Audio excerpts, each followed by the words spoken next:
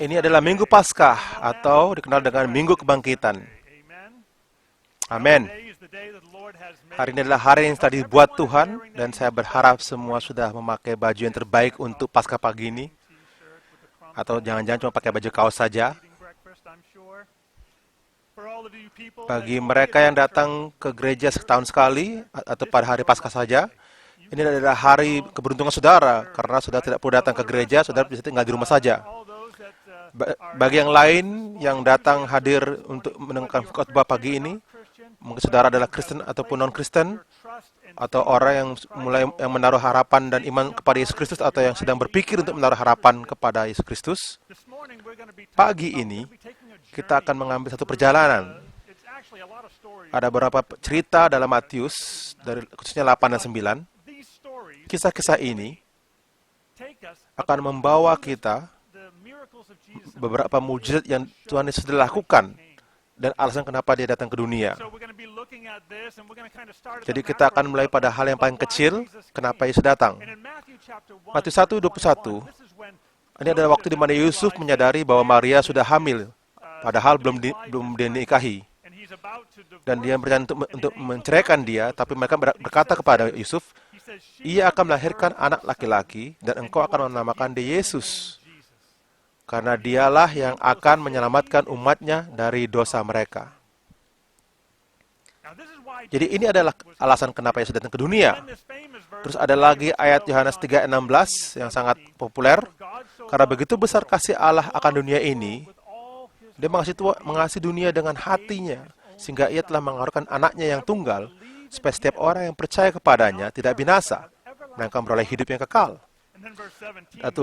Terus pada ayat yang ke-17, sebab Allah mengutus anaknya ke dalam dunia, bukan untuk menghakimi dunia, melainkan untuk menyelamatkannya oleh dia. Karena biasanya manusia ingin menghakimi, saling menuntut, saling menuduh.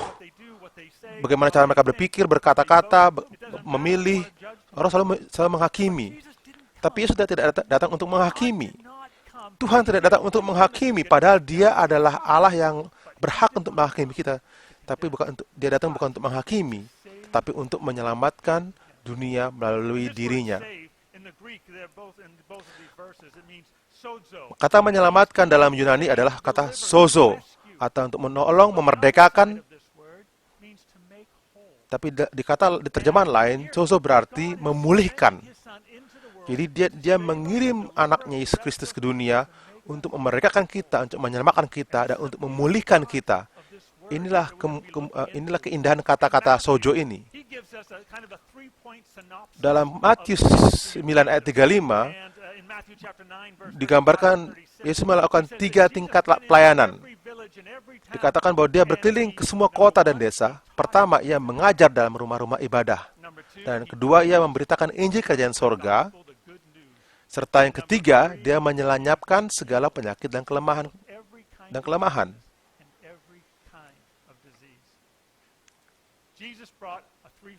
Yesus membawa 3 pemulihan dalam hidup kita. Pemulihan terhadap hati kita ketika kita mendengarkan firman Tuhan, dan pemulihan kepada jiwa kita, dan juga pemulihan kepada tubuh fisik kita. Ayat 36, alasan kenapa dia melakukan 3 hal ini. Dia datang karena waktu dia datang ke dunia, dia melihat banyak hati yang patah, banyak jiwa yang hilang. Dia melihat betapa lemahnya tubuh fisik kita, tubuh kita yang sakit. Dan oleh itu, Yesus, karena melihat itu, maka dia tergerak oleh belas kasihan. Belas kasihan kepada dunia ini, kepada umatnya. Dan ini sangat indah sekali.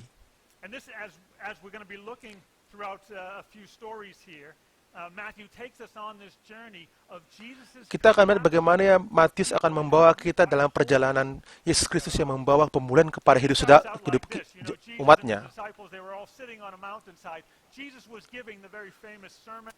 Jadi Yesus pada saat itu sedang duduk sedang memberikan khotbah di atas bukit, dan setelah mereka selesai, mereka turun bukit. Tiba-tiba ada orang lepra datang tunduk di bawah kaki Yesus. Lalu dia bilang, Tuhan, tolong sembuhkan aku dari penyakit lepra saya. ini mungkin adalah cerita yang sangat kecil, tetapi ini adalah hal yang sangat besar. Saudara tahu, lepra adalah penyakit kulit yang sangat jelek sekali, sangat buruk sekali. Dan karena penyakit itu dianggap adalah penyakit kotor bagi banyak orang. Jika dalam penjelasannya, jika saudara punya penyakit lepra, saudara harus memakai cadar, saudara harus punya rambut harus berantakan, ya, seperti sekarang kita semua pakai cadar, ya, pakai tutup mulut, pakai tutup muka. Jadi orang yang punya penyakit lepra adalah orang yang tidak suci atau tidak kudus, tidak bersih, kotor. Dan bahkan secara upacara pun mereka tidak boleh datang untuk menyembah Tuhan di bait Allah. Mereka adalah orang yang terbuang. Mereka secara sosial mereka di-cut, mereka dibuang dari sosial. Dan mereka hanya bisa hidup dengan orang-orang yang sama, orang-orang lepra lainnya. Tidak bisa hidup dalam penduduk yang normal. Saudara di-cut dari komunitas saudara. Bahkan waktu saudara masuk ke dalam kota, saudara teriak-teriak, kotor, supaya orang tahu bahwa saudara adalah orang lepra dan kotor, dan mereka bisa menyingkir dari saudara ketika saudara berjalan melewati saudara. Betapa susahnya itu, betapa terisolasinya perasaan itu, di mana dia terpojokkan. Betapa hilangnya mereka karena kondisi hidup lepra mereka. Tapi Yesus melakukan sesuatu yang di luar akal pada saat itu. Dikatakan bahwa Yesus menjulurkan tangan dan memegang dia. Mungkin saudara tidak tahu, mungkin kita tidak tahu betapa lama orang ini sudah mencari kesembuhan, mencari perhatian, mencari pertolongan. Matius 8 ayat 3 dikatakan Yesus mengulurkan tangannya dan menjamah orang itu. Saudara bisa bayangkan waktu Yesus menjamah orang itu, mereka orang-orang sekitarnya mengkaget. Jangan pegang. Kalau kamu pegang, kamu juga ikut kotor. Dan kalau kamu kotor, kamu juga akan terbuang. Kamu juga akan diusir dari tengah-tengah masyarakat. Tapi inilah keindahan Yesus Kristus. Karena dia adalah Tuhan, dia Allah yang sempurna, dan dia adalah Allah yang murni dan suci. Jika dia menyentuh sesuatu yang tidak murni, tidak suci, yang kotor, kemurniannya, kebersihannya Tuhan, kemurnian itu mempengaruhi yang tidak murni menjadi murni. Kalau kita manusia menjamah sesuatu yang kotor, kita akan ikut kotor. Tetapi Yesus tidak. Tidak dengan Yesus. Dengan Yesus, waktu dia menjamah, saudara dipulihkan. Ketidakmurnian saudara, kekotoran saudara, dihapus bersih oleh kemurnian Yesus, kesucian Yesus. Itulah keindahan Yesus. Jadi Matius 8 ayat 3 dikatakan, dia mengatakan, aku mau dan jadilah engkau tahir. Ketika itu juga tahirlah orang itu dan daripada kustanya. Dia dimurnikan, dia dipulihkan. Kesembuhan yang Yesus berikan kepada dia membuat dia menjadi tahir dan sembuh. Dan bukan saja hanya Yesus menyembuhkan penyakit orang itu atau orang lepra itu, tapi dia memulihkan kondisi hidupnya. Dia memulihkan kondisi hidupnya untuk diterima oleh keluarganya, diterima oleh masyarakat sekitarnya. Pemulihan itu merubah hidupnya, bukan hanya fisiknya, tapi keseluruhan hidupnya dia. Dan ini adalah merupakan cerita yang luar biasa. Yesus memiliki otoritas atas fisik kita. Dia punya otoritas atas segala penyakit. Dia punya otoritas oleh otot-otot kita. Dia punya otoritas atas darah-darah dalam tubuh kita. Dia punya otoritas oleh bakteri dan virus yang ada di dunia. Dia memiliki otoritas pada hal sekecil apapun. Dia memiliki otoritas di atasnya. Tidak ada hal yang tidak ada di bawah dirinya. Lalu dia pergi ke kota. Seorang perwira Romawi datang mendekati dia. Yesus, tolong.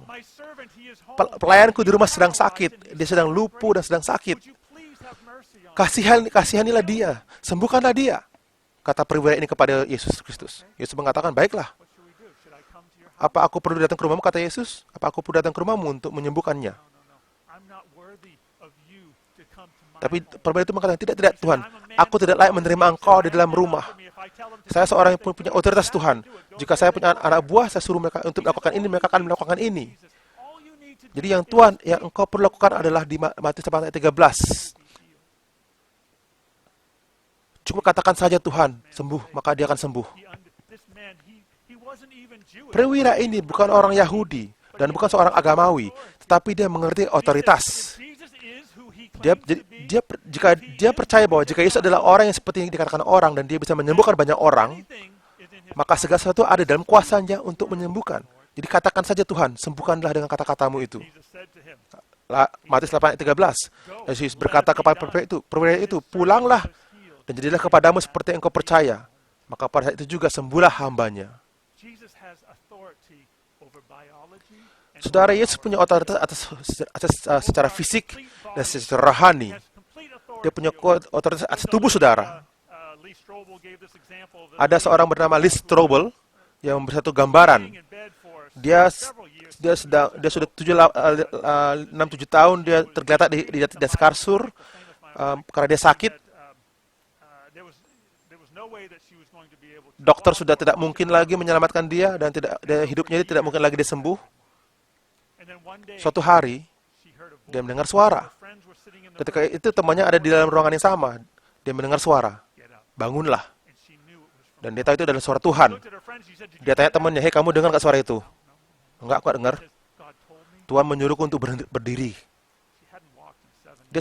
Dia tidak berjalan, sudah lama tidak berjalan sampai 6 atau 7 tahun. Tiba-tiba dia terduduk. Berdiri. Temannya langsung kaget. Aduh.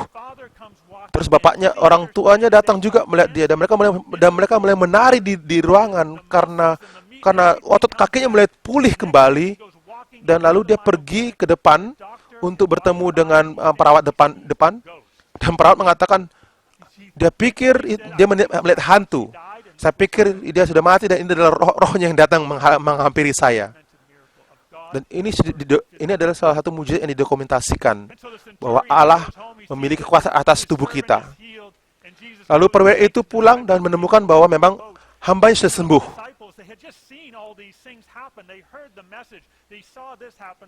Dan para murid melihat ini semua. Mereka mendengar pemberitaan Injil dan mereka melihat mujizat yang terjadi.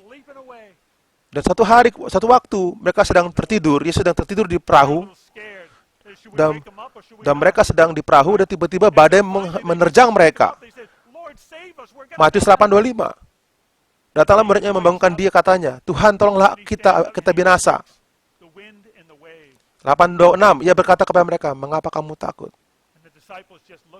Lalu bangunlah Yesus menghadirkan angin dan danau itu, maka danau itu menjadi teduh sekali. Siapa orang ini sampai badai angin pun tunduk kepada orang ini?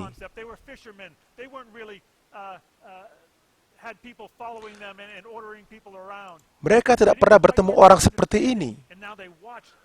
Tapi Yesus mengatakan, mereka melihat Yesus menguasai otoritas, memiliki otoritas atas alam.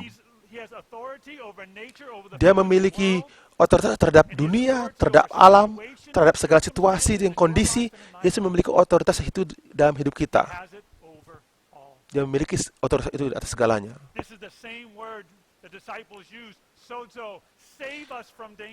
Murid menggunakan kata-kata yang sama dalam ayat 5 ini. Tolonglah, sozo, tolonglah kami.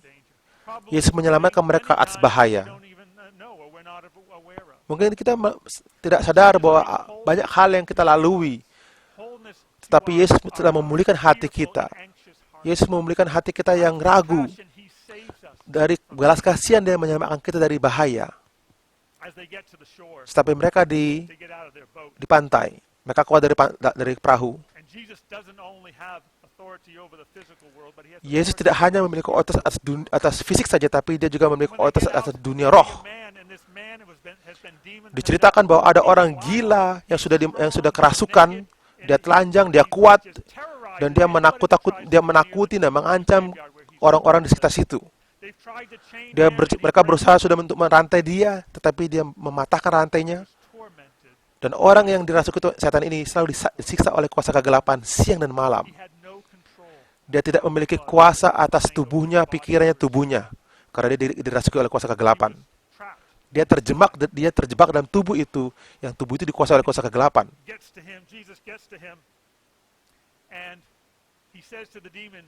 Yesus mengatakan pada roh itu, keluarlah, pergilah. Satu kata, pergilah. Iblis itu mereka takut dan mereka berkata, baiklah kirimkan kepada babi itu. Yesus katakan, pergilah. Tidak ada kuasa kegelapan yang mampu bertahan menghadap Tuhan. Cukup dengan satu kata Yesus mengatakannya dan mereka kabur. Lukas 8:35-36. Mereka menjumpai orang yang tadi kerasukan itu telah ditinggalkan setan-setan itu duduk di kaki Yesus. Ia telah berpakaian sudah waras, maka takutlah mereka. Dia telah memulihkan kondisi orang ini yang kerasukan ini. Apapun masalah mental yang saudara hadapi, atau kuasa kegelapan yang sedang menghadapi saudara, Tuhan datang untuk memulihkan kondisi saudara.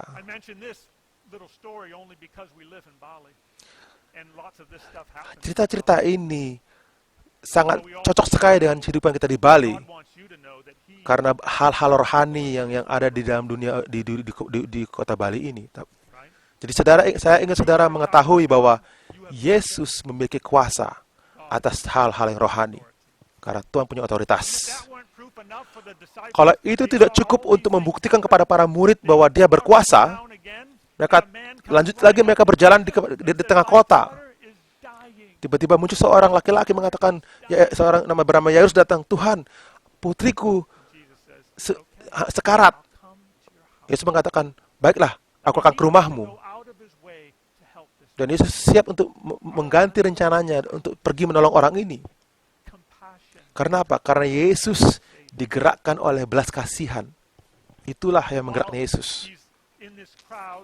Ketika dia bersama dengan gerombol ini untuk kembali kepada rumah Yairus, orang keluar dan muncul berkata, Yairus terlambat, putrimu sudah meninggal. Berita itu, patah hati itu mendengar berita bahwa anaknya sudah meninggal. Tapi Yesus berkata di 8 ayat 50, tapi mendengarkan dan berkata kepada Yairus, jangan takut, percaya saja, dan anakmu akan selamat. Sozo, anakmu akan selamat, dia akan dipulihkan. Yesus, tapi dia mati. Percayalah padaku. Mereka masuk ke rumah, semua di situ. Yesus memanggil orang tua dan para murid untuk ikut masuk ke dalam ruangan.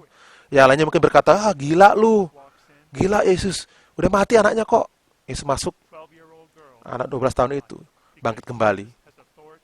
Karena Yesus memiliki otoritas atas kematian. Dia memiliki otoritas atas kematian.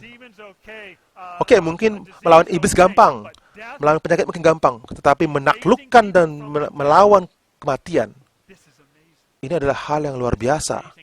Ini adalah hal yang luar biasa. Di sini ayat-ayat ini membuktikan betapa berkuasanya Yesus menyembuhkan dia, melayani mereka, mengajar mereka, dan dia datang untuk memulihkan kita semua. Dan itu semua digerakkan oleh belas kasihan yang Tuhan miliki atas kita. Untuk saudara dan saya, belas kasihan untuk saudara dan saya. Mungkin setelah saudara mendengar semua ini, saudara mungkin berkata, saya nggak punya penyakit kok, tidak punya masalah hidup, saya tidak mati yang pasti, ya. Tapi semua memiliki satu masalah ini. Kita memiliki rohani yang mati. Kita tenggelam dalam dosa, dan dunia ini ada dalam kondisi itu. Dari semua lapisan masyarakat, semua mengalami hal yang sama, mati rohani. Ingat, Yesus datang untuk menyelamatkan orang, untuk menyelamatkan manusia, untuk menyelamatkan jiwa yang hilang. Matius 6 ayat 9 ayat 6 dikatakan, supaya kamu tahu bahwa di dunia ini anak manusia berkuasa mengampuni dosa. Kita bisa melihat mujizat, itu mungkin kita bisa katakan itu kebetulan. Kita lihat orang melakukan itu, mungkin itu adalah kebetulan. Mungkin itu dukun, makanya dia bisa melakukan itu. Tetapi siapa yang bisa mengatakan bahwa dia memiliki kuasa untuk mengampuni dosa? Saya tahu, kalau saya pribadi, saya nggak mungkin bisa mengampuni dosa saya sendiri. Saya tidak bisa memulihkan diri saya sendiri di hadapan Tuhan. Dan tidak ada orang lain di sekitar saya yang bisa melakukan itu buat saya. Hanya Yesus yang bisa mengampuni dosa saya. Hanya Dia saja yang bisa mengambil hati saya, memulihkan hati saya. Hanya Dia yang bisa mengambil jiwa saya dan menyelamatkannya dan membawanya kepada Bapa. Ada seorang perempuan berdosa dalam Alkitab. Pada waktu itu Yesus sedang berada di rumah orang Farisi, sedang menikmati perjamuan. Lalu perempuan pendosa ini datang dan tunduk di kakinya. Dan dia menangis di kakinya. Dan dia menyuci kakinya dengan rambutnya. Menunjukkan betapa dia ingin bertobat, betapa beratnya dosa yang sudah dilakukan. Dia ingin mencari pertolongan dan pertobatan. Dia dibuang dari masyarakat. Dan dia menaruh minyak harum itu di kaki Yesus dan berkata, Tuhan tolonglah, selamatkanlah aku. Lalu Yesus dengan kasihnya dalam Lukas 7 ayat 48, lalu Ia berkata kepada perempuan pendosa itu, dosamu telah diampuni. Ayat 50, imanmu telah menyelamatkan engkau. Imanmu telah mensozo engkau. Pergilah dan dengan selamat. Kamu dipulihkan sekarang. Kamu dipulihkan. Dalam kitab Korintus dikatakan bahwa Dia memulihkan, memberikan kita sesuatu yang baru, menciptakan sesuatu yang baru ketika kita diselamatkan. Jadi para murid lagi melihat Yesus memiliki otoritas atas dosa, atas penyakit, atas roh jahat, Yesus memiliki otoritas untuk mengampuni dosa. Tapi ketika Yesus mati di kayu salib, mereka lupa akan hal itu semua. 3 hari kemudian Dia bangkit kembali. Dan mereka sedang berkumpul dalam satu ruangan. Dan Yesus muncul di tengah-tengah mereka. Dan mereka tidak percaya. Mereka pikir ini adalah hantu. Ada apa ini? Siapa ini? Waduh, ini hantu. Yesus berkata seperti ini. Lukas 24 ayat 38 dan 39. Mengapa kamu terkejut? Dan apa sebabnya timbul keraguan di hatimu? Lihatlah, inilah aku. Tidakkah kamu ingat, tidakkah kamu lihat segala sesuatu yang telah aku lakukan, segala sesuatu yang aku telah tunjukkan kepadamu. Sampai hari terakhir aku masih melakukan mujizat di hadapan kamu, tetapi kenapa sekarang kami meragukan? Kenapa kamu meragukan bahwa aku bisa bangkit dari kematian? Ini adalah aku. Mungkin hari ini, saudara mungkin Yesus mempertanyakan hal yang sama dalam hati saudara. Dari semua kondisi yang kamu hadapi saat ini, kenapa ada timbul keraguan dalam hati kamu? Ini adalah aku. Di tengah-tengah ketidakpercayaan kita, kenapa ada keraguan-raguan? Ini adalah aku. Mungkin Yesus sedang berkata ini kepada saudara saat ini juga. Segala sesuatu yang sudah Yesus lakukan buat kita, segala kebaikan yang sudah kita terima melalui Yesus Kristus, dan tiba-tiba kita menghadapi tantangan yang baru, tiba-tiba saudara muncul keraguan-raguan. Aku telah bangkit dari kematian. Ini adalah aku. Apakah itu tidak cukup kuasanya? Apakah kamu pikir aku tidak bisa menolong kondisi hidup kamu? Apakah saudara tidak berpikir bahwa Yesus mampu meredakan angin ribut dalam hidup saudara? Yesus punya otoritas. Ini adalah aku, kata Yesus. Bagi mereka mungkin yang belum pernah menaruh harapan dan iman kepada Yesus Kristus, kami ingin mengatakan kepada saudara bahwa Dialah Allah. Dia yang bisa menolong saudara. Hanya Dia yang bisa menolong saudara dan kita semua dari masalah kondisi dunia saat ini. Segala sesuatu yang aku sentuh, mungkin saudara berkatakan, segala sesuatu yang aku sentuh rusak. Tapi ingat, saudara perlu sentuhan Tuhan dalam hati saudara untuk menyembuhkan saudara, untuk menyembuhkan jiwa saudara, untuk memulihkan hati saudara. Jika saudara tidak pernah menaruh harapan saudara pada Yesus, percayalah, bertobatlah sekarang dari dosa saudara. Dan katakan pada Tuhan, Tuhan, aku berikan hatiku kepadamu. Pulihkan hatiku, bersihkan hatiku Tuhan. Tolong aku Tuhan, selamatkan aku Tuhan. Pulihkanlah hidupku Tuhan. Dan saudara, Dia akan menolong saudara. Dia akan menyelamatkan jiwa saudara. Dia akan mengirimkan rohnya untuk tinggal dalam hidup saudara. Dan saudara akan menemukan kemerdekaan yang baru, sukacita yang baru. Hanya Tuhan yang bisa melakukan ini semua. Apakah berarti penyakit kita akan hilang? Tidak. Apa masalah saudara akan hilang begitu saja? Tidak. Paulus meminta Tuhan untuk mengangkat penyakitnya, dan Yesus menjawab tidak. Dia mengatakan bahwa kasih karunia-Ku cukup bagimu. Saya tidak tahu masalah saudara apa, kondisi saudara seperti apa, tantangan apa. Tapi saya tahu Yesus punya otoritas atas hidup saudara dan segalanya. Saya tahu Yesus memiliki kasih atas saudara. Saya tahu Yesus memiliki kasih dan Dia mengampuni. Dan Dia tak ingin saudara untuk mengetahuinya. Yesaya 63 ayat 1 dikatakan, Akulah yang memproklamirkan kemenangan dan mampu dan punya kuasa untuk menyelamatkan. Amin.